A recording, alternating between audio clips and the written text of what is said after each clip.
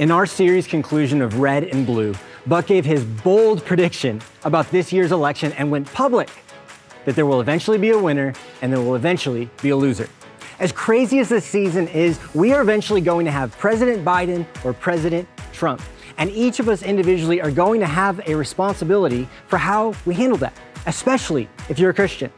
Buck covered Romans 13, a dynamic and controversial passage about how God has established our authorities and that we are to honor them, and one that he'll cover more in our Overtime podcast this week.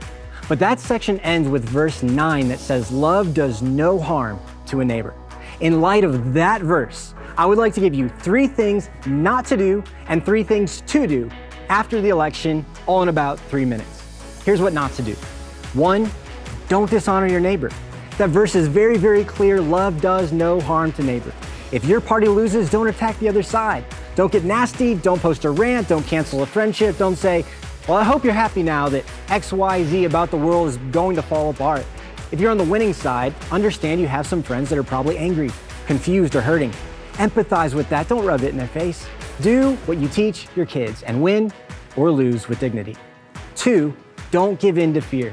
Our phones would have us believing the world is going to end based on which candidate is elected, but God's voice is very clearly never one of fear. So if you're listening to the voice of fear, you're not listening to his. And 3rd, don't make rash decisions. Understand we are in a highly emotional season, and rarely do we make our wisest choices in those times. Pause and consider before moving, switching jobs, putting all of your money under a mattress, etc. On the flip side, here's what to do. 1, love your neighbor.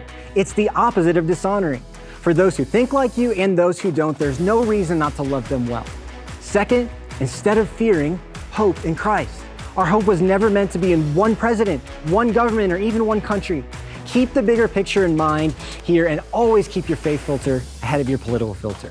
And 3rd, pray for our president. Jesus tells us to love and pray for our enemies. My hope is that you don't see those from the same country on the opposite side of your view as an enemy, but even if you do, it doesn't opt you out of the responsibility to pray for them. If the idea of praying for President Biden or President Trump brings up disgust in you, you have to figure out why.